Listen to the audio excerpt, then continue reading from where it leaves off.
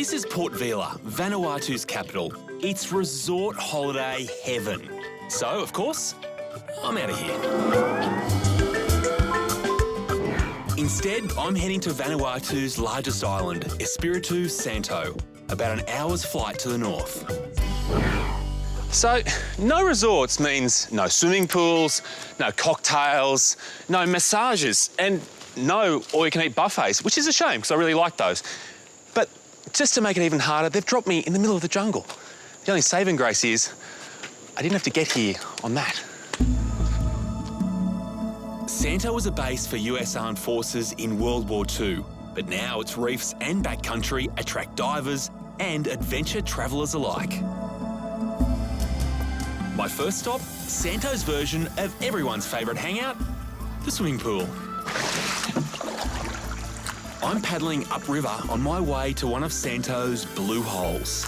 Why is it so blue? The limestone, you know? The limestone? It's like you're floating in midair because the water is so clear, it's like it's not even there.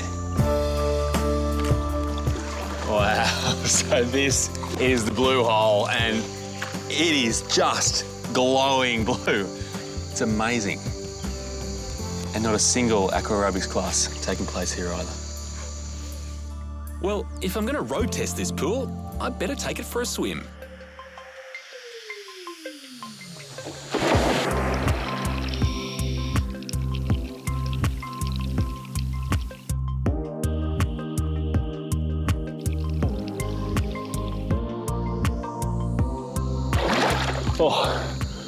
Oh, beautiful. You know, who needs deck chairs and floating bars when you've got crystal clear underground spring water like this? You ready? And you won't find this anywhere else in the world. The blue holes are just one of Santo's unspoilt assets. 15 minutes from heaven, and you're in Santo's bustling downtown Luganville. The market is Santo's version of the all-you-can-eat buffet. But for me, it's like all-you-can-treat. Never knew trimming nails was a spectator sport. Around these parts it is. Clearly, news travels fast around here, and the word's out. There's a vet in town. Let's check out the faces when I do this. Thank you. Usual payment, I accept cash, credit card and coconut. Now, I don't see too many of these, but I'm excited. You know, normally, Vanuatu pigs, they're on the menu, but I'm glad this little guy has ended up on my lap. I know. Just like a blonde Bondi boy, my advice for this babe So is he to just be needs sun some smart. shade. Living in a climate like he does, he'll be like pork crackling. If you want to go really crazy, you can actually put sunscreen on him as well. All these coconuts I'm earning are making me think of one thing. That's cocktail hour. Well, I'm on an island holiday after all. Hi. Could I get... would you like one? Okay. Okay. Could I get two carvers, please? In Vanuatu, kava is the favoured tipple, designed to give you that easy breezy feeling. Do we drink it here? No, we have to go in the dark. The reflection of the light will destroy the effect of the kava. What am I meant to feel? You're going to feel like you're flying somewhere. Sure, it's big in Fiji, but apparently Vanuatu's kava has way more kick. So just drink it? Yeah, The whole thing? holding one go.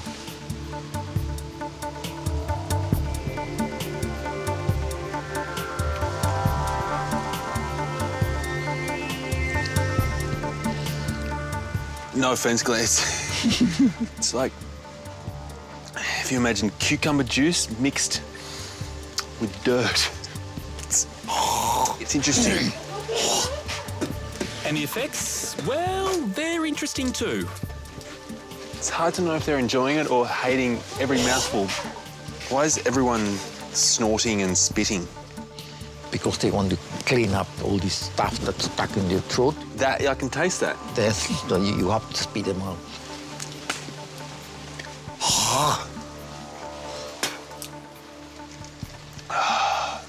You know, it cleans up the inside. It really does.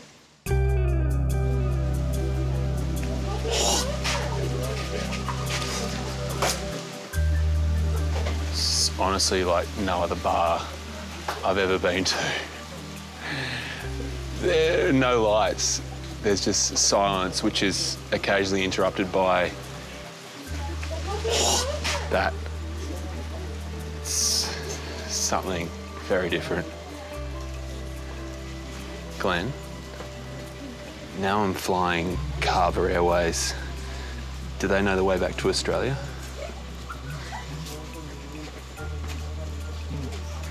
Good. I'm heading home.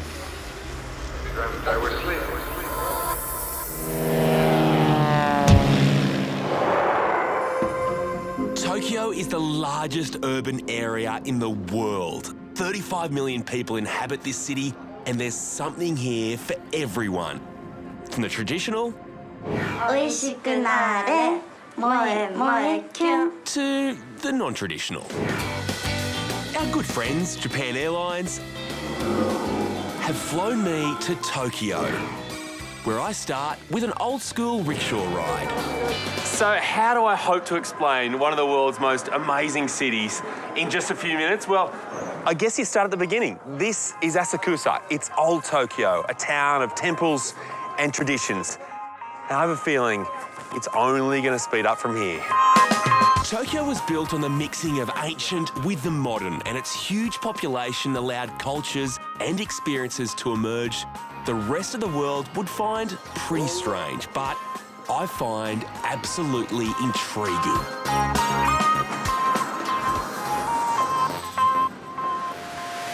Wow.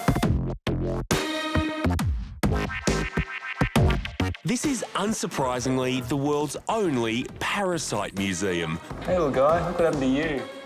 boasting 300 examples of worms, flukes, bugs, and whatever that is, that feed on people and animals. You know that heartworm thing your vet's always talking about, how you need to have those tablets or the injection? You've never really seen it until now. It's it right there. While you probably wouldn't want to take too much away from this museum, you can pick up a tapeworm tea. But why settle for a print when you can see the real thing, which was retrieved from a woman who ate bad sushi? All 8.8 metres of worm. Anyone hungry? Inspired by the worms, I've decided to try one of Tokyo's latest cuisine treats at Nekute-pa, where they've unearthed a new take on fine dining. That's not cracked pepper there. That's dirt. It's got a real earthy flavour, but it doesn't taste like you're drinking a glass of dirt. Experimental chef Tanabe decided to cook dirt because he was already serving seafood on his menu and wanted to add some turf to his surf. I wish I was kidding. The rice is soft, but there's a grittiness in there, which is unmistakably dirt. But this is not your standard soil. It comes from 10 metres underground, and it's baked, boiled and filtered before it hits your plate. And for dessert, ice cream. 80% that's 80% dirt in here. yes. Wow. You know, like a lot of boys, I went through a dirt-eating stage. If we had dirt ice cream when I was a kid, I don't think I ever would have stopped. You're a very dirty man. Very good. Thank you. Oishi. As delicious as that was, I'm still hungry and have been told about a cafe experience with a difference.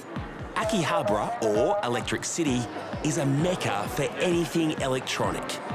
And where there are electronics, there are geeks. And where there are geeks, there are maids?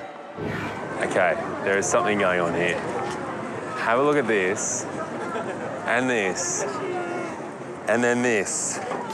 I feel like I've left Tokyo and I'm about to go down the rabbit hole. Get in?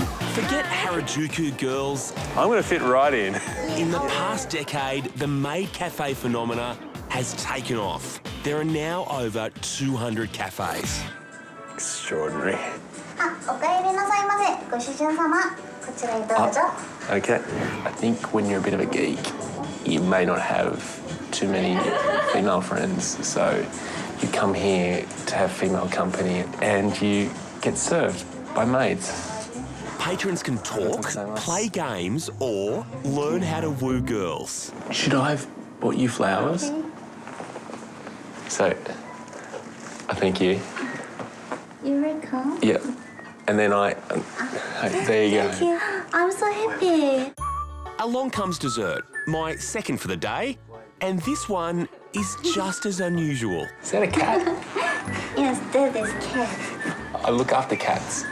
Wow, that's interesting. Clearly my conversation skills, well, require some work, whereas my friend in the next booth... All the moves. In one day, I've ridden a rickshaw, checked out parasites, experienced fine dirt dining, and wooed a waitress. This is an extraordinary city, and the best part, I've only just scratched the surface.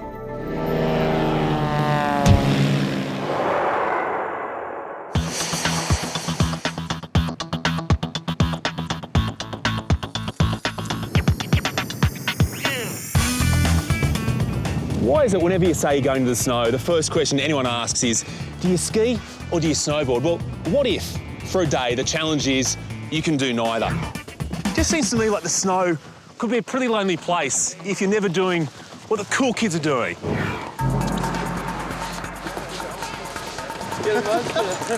So my challenge today is, can I have fun up here whilst never ever touching a ski or a snowboard? And maybe never doing that again.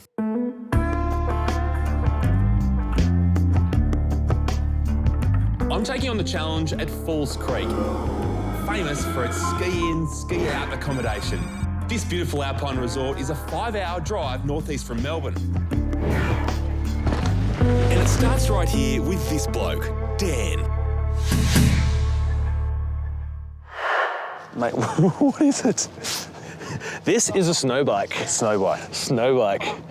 How does it work? It works by just tilting the bike sideways, giving it a little bit of a corner, and then going down the hill really fast. Okay, it's time to shred, carve, or do whatever you do on these things.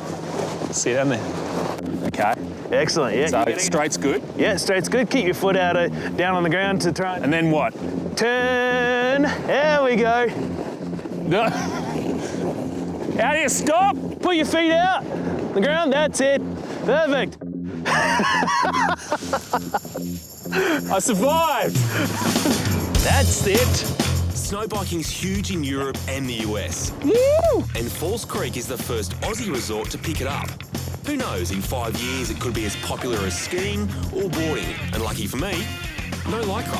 The best thing about this is, when you're an Aussie, you grow up riding a bike, so you come down here, this is the most natural thing. It feels right to be on something like this, and you don't have those awkward few days where you're constantly stacking it to get the hang of it. It sort of comes fairly quickly. Famous last words. Amazingly, just like a bike, you can fall off. Only here, there's no gravel rash. You land on this. Now, didn't come to Falls Creek just to do this. I reckon now I'm in the mood for something, well, just a little more grunt. And this is the bloke who can provide it.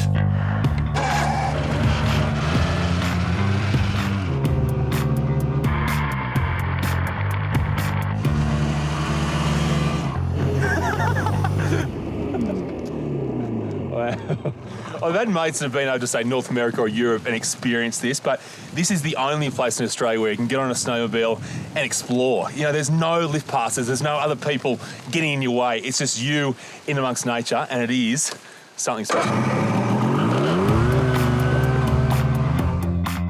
Oh, and if you're wondering, yes, that is a blizzard. Falls Creek is Victoria's biggest ski resort, which means it has the most accessible backcountry to do this in. And just when you thought this day of fun was over, No. It is only just beginning because I've heard that this is the hottest ticket in town. What exactly is this? We call this snotchy, Snotchy. the version of snow bocce. Of course it is. You can join a snotchy game, love that word, snotchy, pretty much any night of the week during snow season on the village green. It's quite a spontaneous thing. Okay, so this works just like normal bocce, right? Just like normal bocce. Only it's snotchy. Don't think it's that easy, man.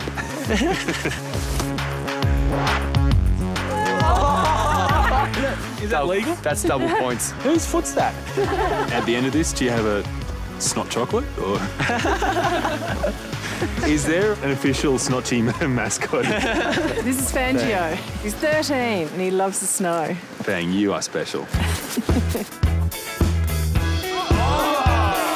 You know, after snow biking, snowmobiling, and now snotchy, I do now believe you can actually have fun in the snow without skiing or snowboarding.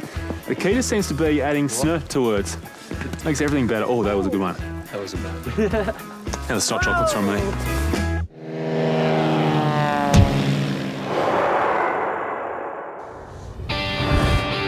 It could be Europe, or even North America. But it's our next door neighbour, New Zealand. The South Island, to be precise. Dedicated winter worshippers know all about its stunning alpine scenery and adrenaline-pumping water sports. And for most of them, the island's largest city, Christchurch, would have been their first port of call. But that changed in February 2011 when the city was devastated by a series of massive earthquakes. The rebuild will take years. But not its businesses. Right next door, they've opened up again in what can only be described as the world's first shipping mall. In true Never Say Die spirit, they're operating from a sea of repurposed freight containers. It's essentially a pop-up city. Everywhere you look, there's colour, there's energy, and there's innovation.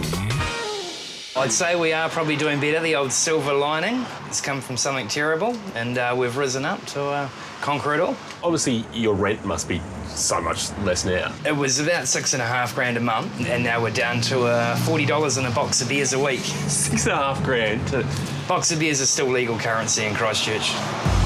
This may be post-quake Christchurch, but you can still find a cafe container. You can also find a quaffing container. You game to take this on? What are you going to do? I think we'll step away from the Kendall look. What's wrong with Kendall? Been running this look for years. You can even sample the locally made brew. In this case, oyster stout. Mate, this looks good. Doesn't it look good? Cheers. It's pretty good. It's actually really good. Why is it called oyster stout? Because it's brewed with oysters, of course. Get those in. It's made at the nearby Three Boys Brewery, which fortunately wasn't destroyed in the quake. You can eat them. I shouldn't do this. I really shouldn't do this. Have a go at it, Chris.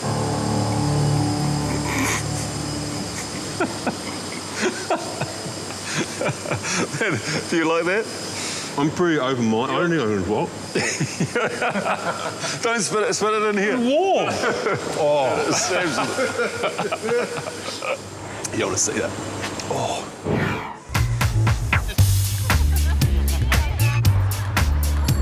Everywhere you go in Christchurch, it's hard not to be impressed with not just the resourcefulness, but also the spirit that seems to really unite this place. It seems like everyone's made a conscious effort to dust themselves off and make a fresh start with a cool idea in their mind.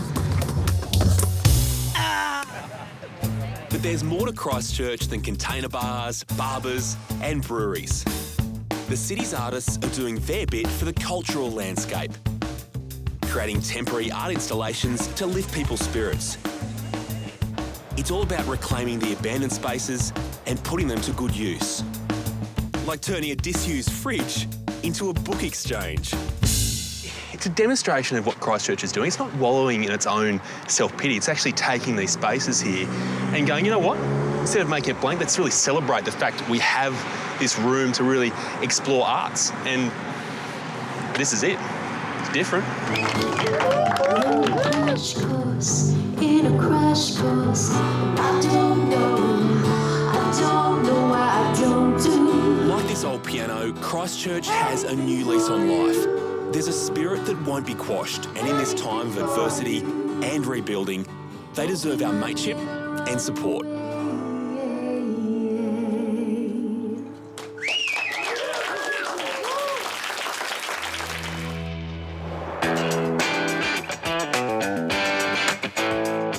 I'm about to embark on a safari where the jungle is the urban kind. Japan now has more pets than children. More than 22 million versus 16.6 million. The majority being canine. And the epicentre of pet paradise, the capital of Japan, Tokyo. In order to truly experience the world of Japanese pets, I need a guide. Someone with their nose to the ground. And she lives in number 51. Konnichiwa. Hi. Hi, Nico. It's Nico. Meet Nico, my canine guide. We're gonna have a good day together, aren't we? Tokyo has 6,000 people per square kilometre, so there's little space. Which means dogs like Nico, you're gonna need some sort of outlet. So today I'm thinking I get my guide to Tokyo's pet hotspots. Nico, get some exercise. But even walking around, you've got to look the part. In Australia, we've got dog grooming. In Tokyo, canines get their cuts and colours in fully fledged fur salons like Dogman. Konnichiwa. I'm pretty sure it's a dog grooming salon, but you could convince me it's a dog nightclub with a mirror ball and the dogs up on podiums. Either way, Nico, I like your natural colour just the way it is. Nico's taking me to her favourite place to hang out with her pooch pals, Yoyogi Park, which is possibly the world's most organised dog park. It looks like in a dog park in Tokyo, size really does matter.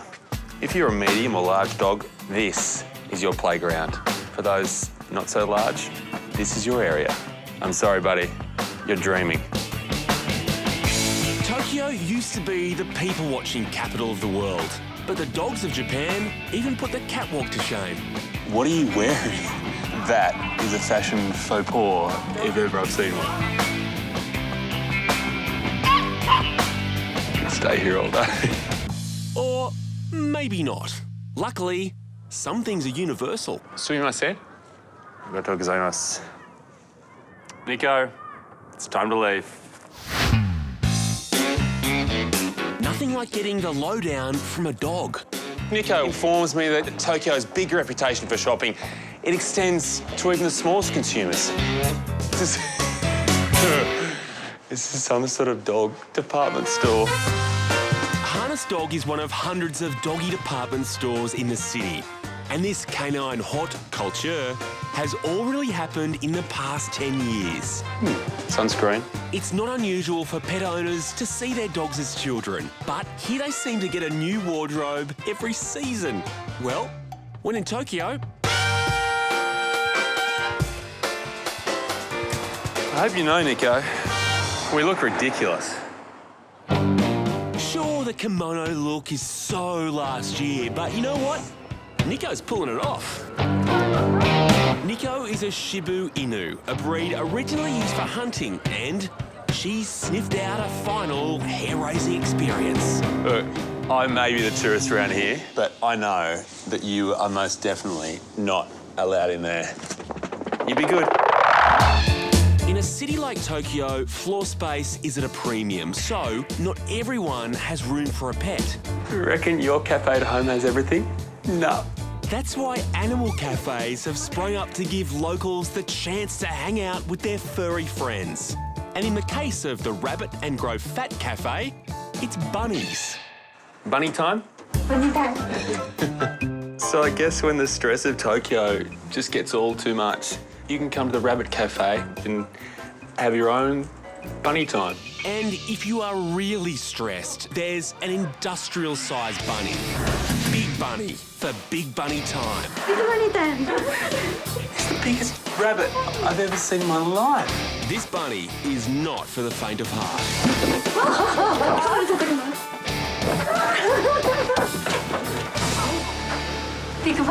Big bunny time means big mess time. As good as this is, I can't help but feel that I'm cheating on someone about this size who's shown me one of the truly great days of my life. My kimono-wearing Tokyo guide, Nico.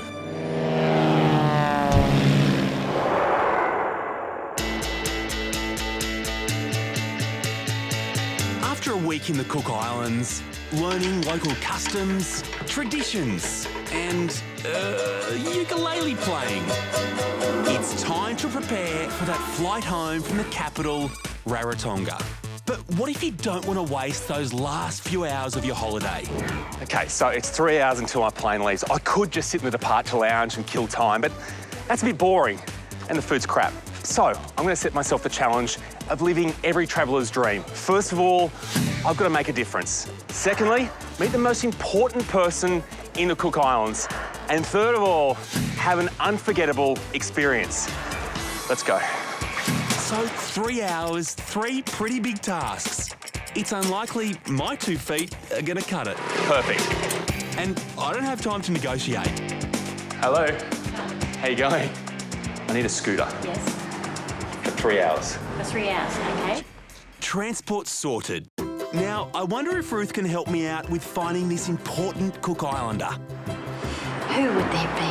Who would there be? Gosh, it depends if they're on the island. Usually the Prime Minister, but I don't even know if he's on the island. By himself, yeah. Ruth, challenge accepted. That's right.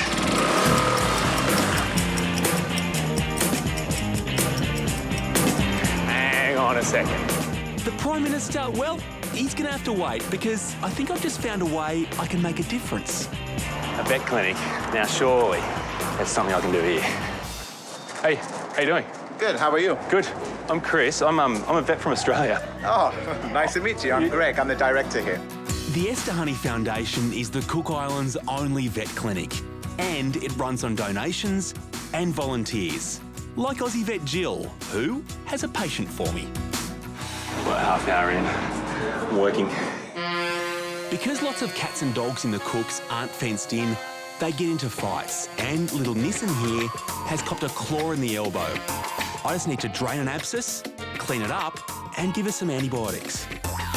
You're all done, little one. With Nissan's service, it's time to find an important person. Now, if I was the Prime Minister of the Cook Islands, where would I hang out? Apart from under a coconut tree. Oh yeah, the Prime Minister's office. This cannot work, surely. I'm honestly expecting security to escort me out any minute. Hi there. I'm Chris from Australia. I don't have an appointment. Cook Islanders are renowned for being the friendliest people on Earth, but this might be stretching the friendship. Are we really doing this? Hello there. Hello, I'm Chris. Hi, Chris. Are you the Prime Minister? Yes. Oh, lovely to meet you. The funny thing about going unplanned is not preparing any questions when you meet the Prime Minister. It's a beautiful country you have. Well, I'm sorry about the rain the last couple of days. That's all right. Well, nailed that. Okay, thank you. There's only about 30 minutes till boarding, and I've still got to return this scooter. I guess 2 out of 3 ain't bad. Hang on a second. What is a jet blast area? I think I just worked out what a jet blast area is. You better hurry up. Whenever the big international planes come in, people gather here to feel the full force of a 767. You can actually be right here in the firing line of the jet blast, which is about to happen now. Oh my God! Woo! 3 tasks, 3 hours, no problems. We better make this flight.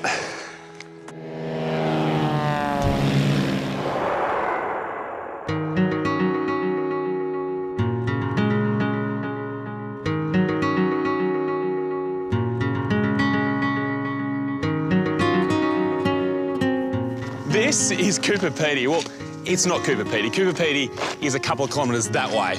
Adelaide is, well, a casual 800 kilometres that way. Alice Springs, 600 kilometres that way. 50,000 square kilometres of the most remote, unforgiving yet amazingly beautiful landscapes in the world. Jump in, mate, jump in. Thank you. Well, I've hitched a ride with a bloke who calls this his office. This is Pete. He's a postie. But he's no ordinary postie. This guy delivers mail on one of Australia's longest mail runs. And you too can join him for the ride. The Outback Mail Run Tour is a 600-kilometre round trip. It starts in Cooper Pedy, stops in Udadada, William Creek and a couple of cattle stations along the way. Bit of mail for you, pal. Yeah, good on you. I'm just taking the first leg of Pete's mail run. First stop, the world's longest man-made structure, the dingo fence. We're talking about 5,300 kilometres in length. It starts in the Great Australian Bight and ends up in Queensland. So it's all about keeping the dingoes and wild dogs away from the sheep? They're mainly from the sheep, yeah. Now, I know that the dog is really the natural enemy of the postman. It seems like a fairly dramatic way to keep dogs off your back, mate. It's the world's longest structure. Well, actually, the trouble is I'm actually going into where the dingoes are, so I've got a major problem. So you'll have the danger. Hence the big truck. Hence the big truck, yeah. Pete's tour isn't flat-out work, so when something interesting pops up, there's time to check it out. Hey, Pete. He's a poser, eh? How long are your arms, Pete? Yeah, right. Well, hang on, I can see his head. Hey, old fella. Isn't he beautiful, huh? Just when you think there's absolutely nothing out here, we nearly ran over this guy. He's a sand goat, and he makes a home out here in the dunes, in little holes, and eats everything from other lizards to birds' eggs, just scavenges his way around, and he's actually in pretty good condition. Down the hole you go, mate, go on.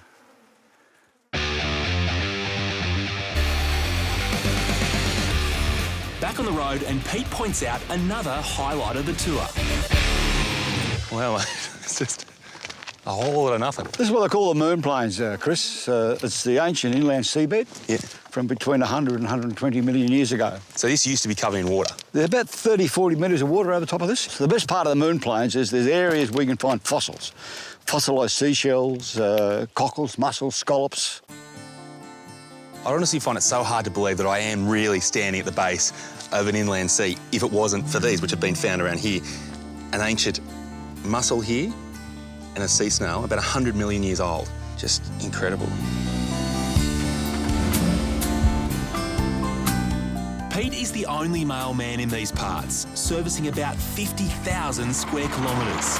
His trip takes in some of the most remote cattle stations in the country. Hey, how are you? Good. How you going? I'm Chris. G'day, Chris. Nice I'm to Tony. meet you. Hey, Tony. Thanks for bringing that one out. We've been waiting for that. This is Mount Barry Cattle Station, and owner Tony isn't afraid to put the mail run passengers to work. Thought I was working on the mailman. Well, no, that's just an entree. And he can do with the helping hand. This place is big, 3 times the size of the ACT.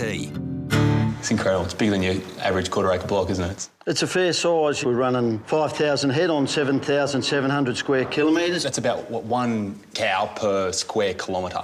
That's right. And down south, in the decent sort of inside country, they'd be running at least 100 or 200 cattle in the same on a square kilometre. Did you ever ask Pete to bring some rain with him in the truck? Pete's pretty good. He'll bring us just about anything, you know, spare parts, rain, whatever. Cold box of beer. Yeah, no, he's excellent. Does the cold box of beer make the worry about the rain go away? Oh, it softens it really good.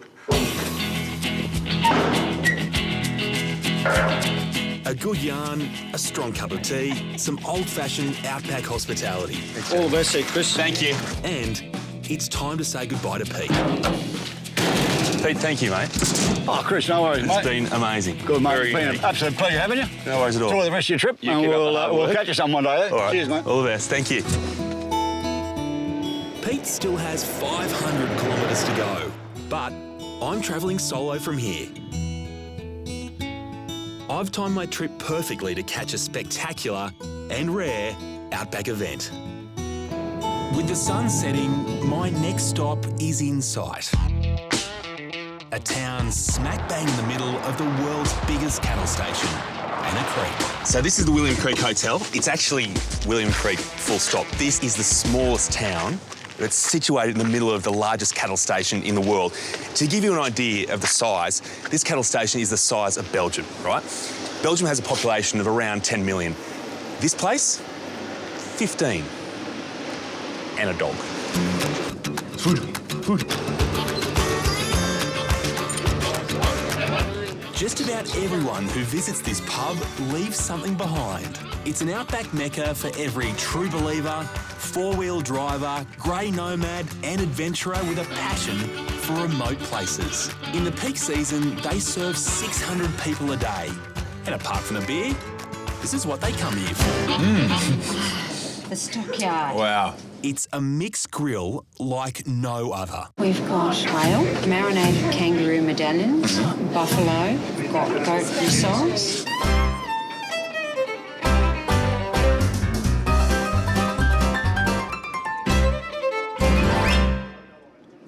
I know what you want. Could you say no to that? Really? On a long road trip, this is the kind of place you want to settle in for the night and get to know the locals. Does he actually work here? Yeah. Do you? Not right now. We came out to see the lake. Thought, oh, we'll stop in the pub for the night. Had a few beers and woke up the next morning and had a job here, so... I'm staying at the pub because tomorrow I'm taking my road trip to the sky. Yeah, that's right.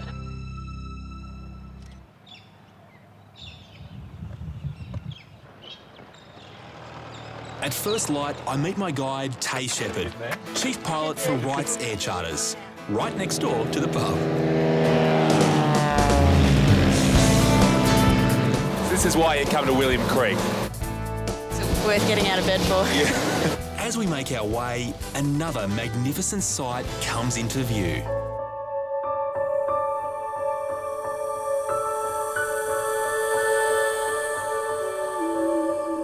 These are the Painted Hills.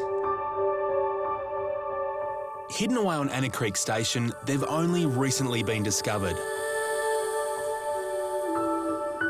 These incredible sandstone formations are 30 kilometres long and 10 kilometres wide. To me, they look like the golden peaks that used to sit on the top of Mum's lemon meringue pie.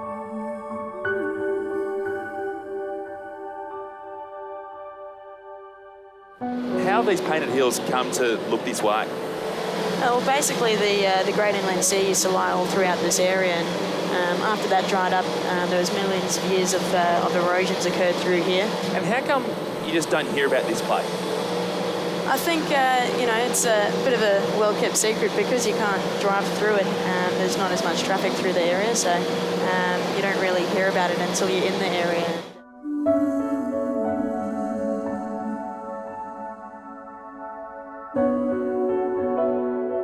But on the edge of the horizon is the sight that I've been waiting for.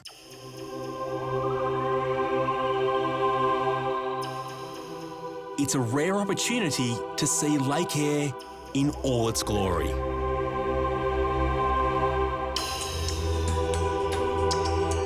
Full of life, 10,000 square kilometres of it. Its basin alone covers 1/6 of Australia. There's no subtlety. It is just extreme and sort of whacks you in the face. For me, what grabs me is just this intensity and variation in the colour. You come from the red of the sand, all of a sudden it's white, and then it's this cloudy pink. Tay tells me the pink is no optical illusion. It's a massive shrimp in the water. So they're actually shrimp, so little prawns. Yeah, tiny little pink shrimp. You only need to spend a short time up here just to appreciate how vast but how spectacular Australia really is. And I think for me, coming to Lake Eyre has always been one of those things that I've wanted to do, but now you see it, you realise why it's something that every Australian should do. It'd just be such a shame to miss out on seeing this.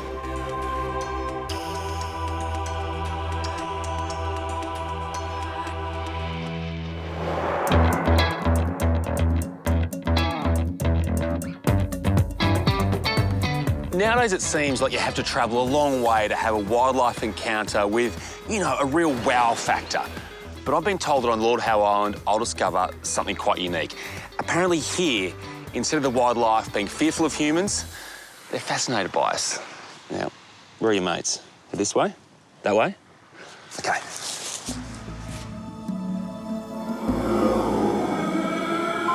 This tiny island is part of New South Wales, and you can fly in from Brisbane or Sydney in under 2 hours. But once you start to experience the natural, unspoiled beauty of this World Heritage Site, you'll feel like you're in another world. As for people, well, there's only 350 locals, and no one knows this place better than sixth-generation islander Clive, who's taken me to see the island's native wood hens. And his method of attracting them can only be described as unorthodox. Everywhere else I've ever been, if you honk the horn, you scare the wildlife off. Yeah, well, that's not the case here.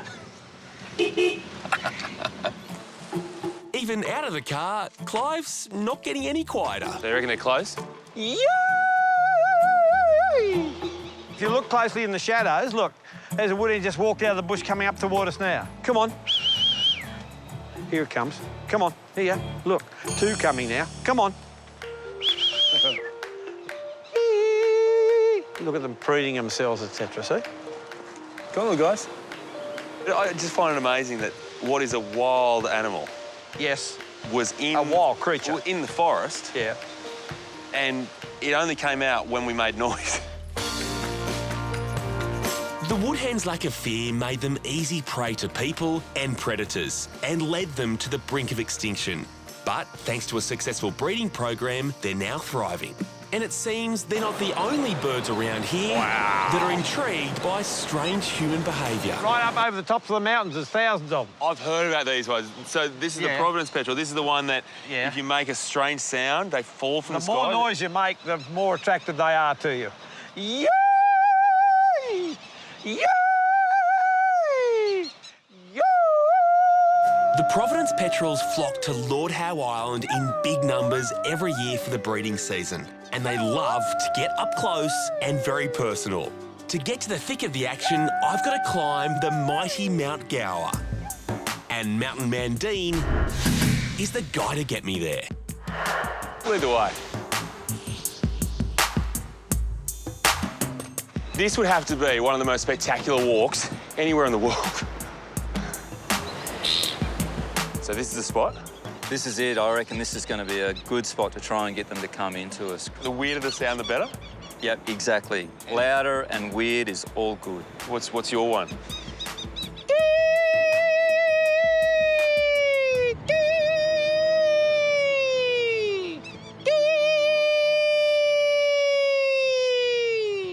All right, so you got birds.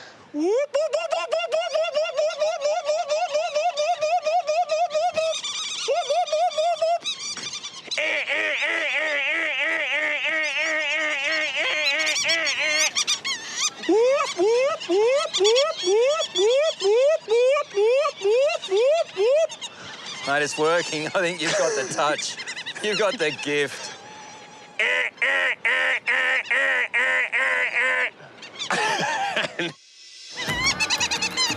I mean, why did this little guy hear me going whoop, whoop, whoop, and want to come in and have a look? You know, it's one of those absolutely intriguing things about nature, and we believe that it's got a lot to do with the fact that they're very territorial and also inquisitive. And it's a combination of those factors that we believe causes them to come down and have a bit of a look at who's in their territory and who's making this weird noise. And can you please stop? I mean, that's also what they're asking. They're pleading. That's exactly right, in person. But what I find amazing, I can feel his heart. And it's actually not even going that fast. So he's not stressed by the humans being here. He's more just curious, I guess. Yeah, exactly. I just love the fact that in the middle of absolutely nowhere, you produce a sound from somewhere and the birds come from everywhere. But now, you got to go back, all right? Thank you. My pleasure, mate. I'll never forget that. I'm glad that we could share this.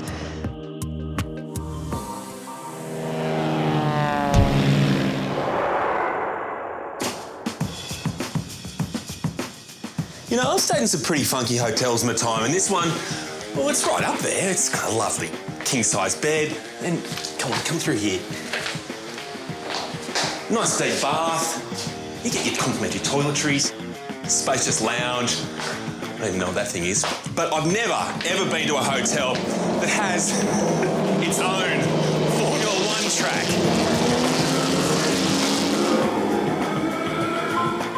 It's the Viceroy Hotel in Abu Dhabi. 5 stars, 499 rooms, all the mod cons, and yes, 1 racetrack. This is the Yas Marina Circuit, a dedicated Formula One racetrack. But how cool is this? You and I, Joe Public, can drive on it. And I'm not talking family sedan here. You can hire a fully fitted out race car. Show me the wheels, baby. What is wrong with your regulations in this country that I am allowed to get in here? Always the test for you. Get to the car first and then teach you how to drive the car. It's like a steel mould around my body. I don't know. Someone tells me there aren't too many professional drivers my size. Yeah, I'm in. I actually am in. Yeah? I don't think I'm getting out, but I think I'm in. So I'm going out in this car that's almost a Formula One car, all by myself. No, you're not driving yourself.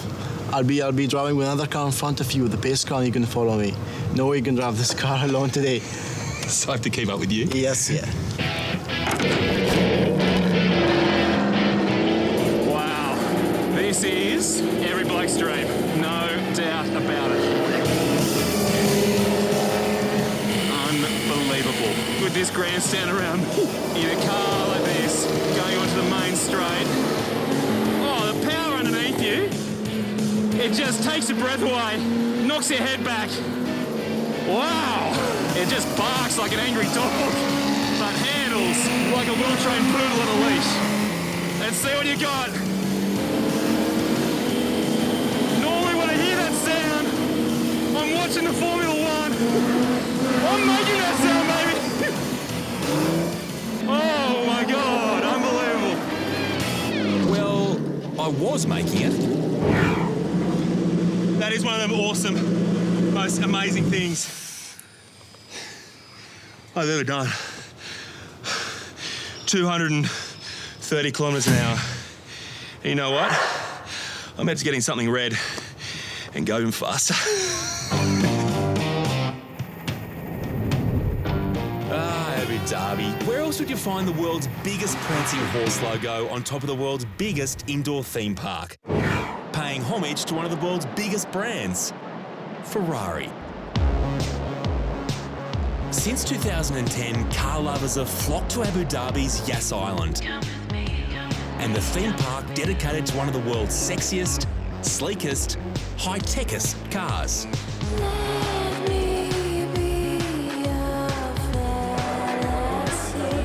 This multi-million-dollar collection is so big they can actually change the displays on a regular basis. Great excuse to keep coming back, really. Like every good theme park, Ferrari World has rides, although not in these, obviously.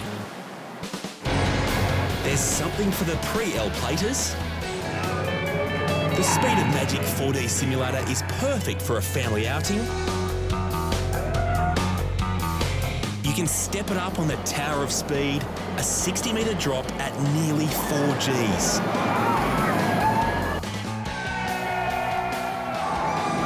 And there's the Fiorano GT Challenge in an F430 Spider. Now, this certainly doesn't feed my need for speed, but this might. Formula Rossa, the world's fastest roller coaster. Okay, before we do this, there's something you need to know. When I was a kid, my parents didn't take me to fun parks. They took me to national parks to look at animals. So I've been on one roller coaster before in my life.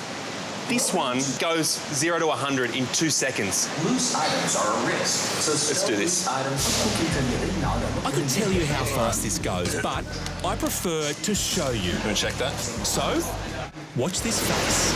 Oh, can we just start this thing now, please?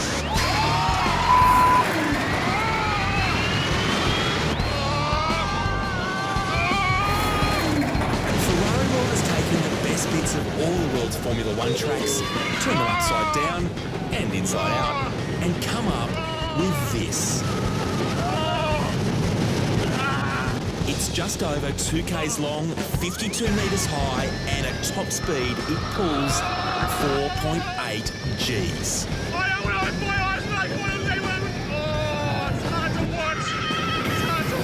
It's Formula One racing without the years of training. But if you can find a wilder way to spend a minute and a half, I don't want to know about it. This is fast. Just hold me. Hold me.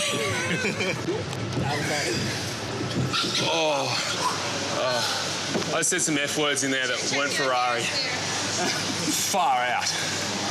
It was fast. A start.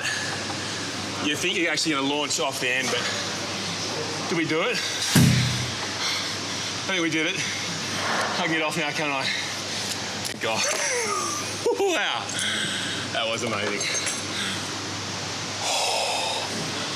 The only F word you need to know is finished.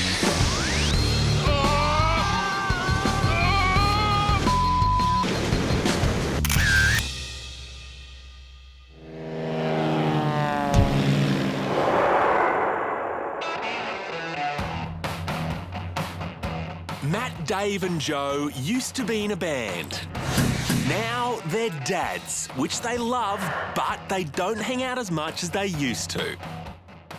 We're meeting at the Carlton Brewhouse, the largest in Australia, to sample the local produce. Right on time. How's it going? Who would have thought? You may be keen for this, huh? Good to see you. Let's, for now, just appreciate the colour, appreciate those bubbles, if you like, the aroma.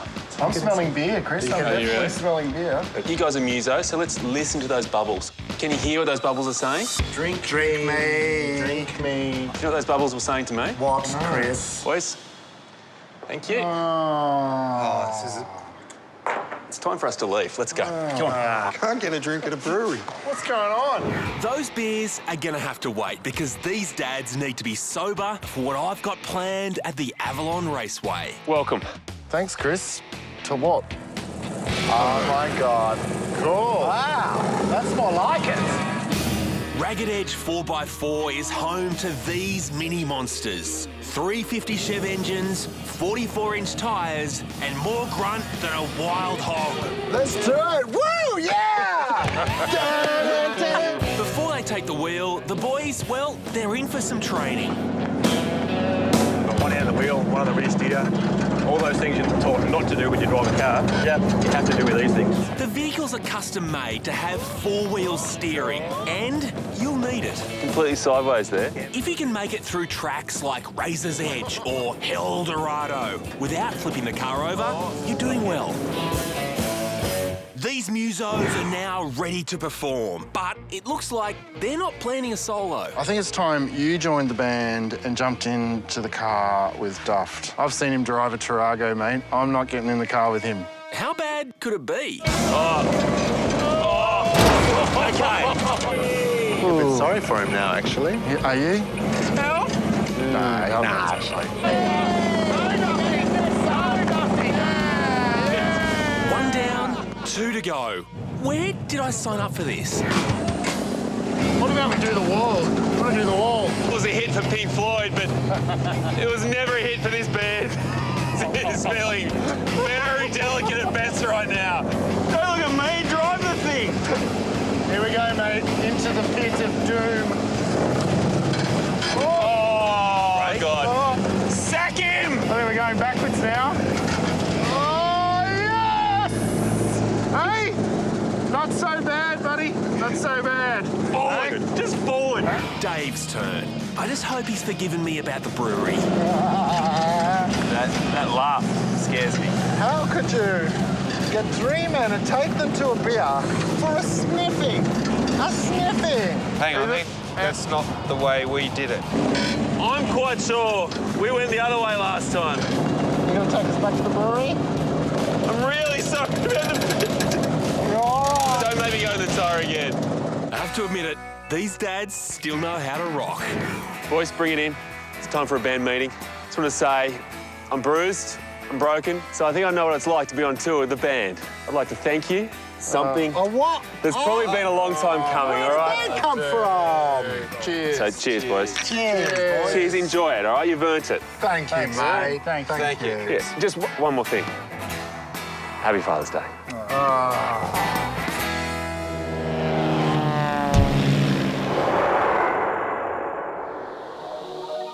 If your idea of a good time is to cop coloured powder in the face, you're going to love this.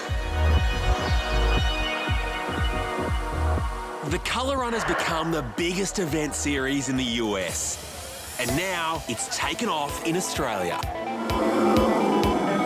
It's even made it to my hometown of Newcastle, a 2-hour drive north of Sydney. Sure, there's the Tough Mudder, there's the half marathon. The most accessible of all the group exercise events is the Colour Run. 5 kilometres, a flat course where the only commitment is getting covered in colour.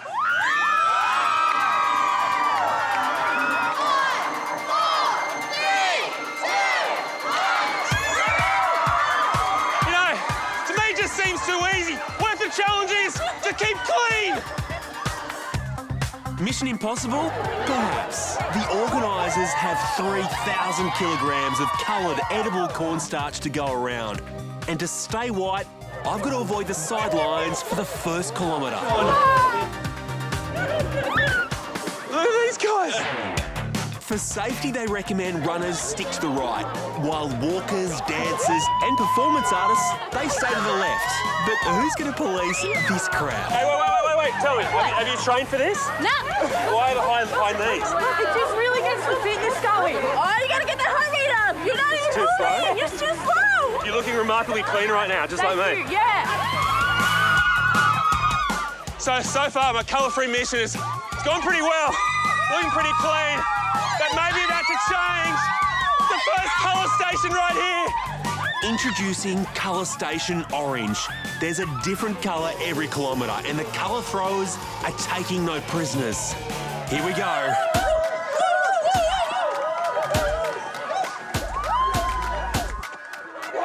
I'm more white than orange, which is more than I can say for my tall friend. Look, got a bit of colour on you. A bit slow. Not enough yet. I want to know what your secret is, because you guys are clean. Got to run fast. Unlike a lot of sporting events, this doesn't take itself too seriously. I mean, why should a mini marathon get in the way of social media commitments? You are not updating Facebook on this run.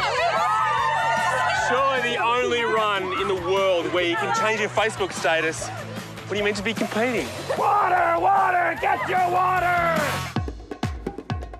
We've hit the 2K mark, and that means one thing. They're going to try to bomb us in blue. Oh, I dodged him. But you know what? I'll outfox them with the old duck and weave. Oh, no. Oh, no. Oh, no. Oh! My dreams of a white colour run. It's cornstarch ball. It looks like a racetrack, but it's suddenly become a war zone. Come on, let's go. I get a feeling I'm being targeted. What are they doing to me? Time is irrelevant. Your seconds don't matter. It's how seriously covered in colour you get. The Colour Run is based on the colourful Indian Holi Festival, held to celebrate the arrival of spring, the season of hope and joy. In Newcastle, it's a chance to raise awareness and money for charities like Make-A-Wish Foundation. If you're going to be a human canvas, it might as well be for a good cause.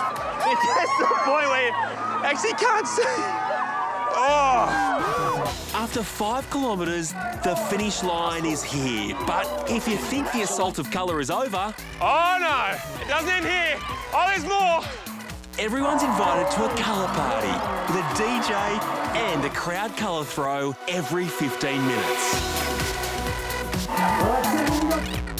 10, 9, 8. You know, I've done some fun runs in my time. That's false advertising. This is a fun run.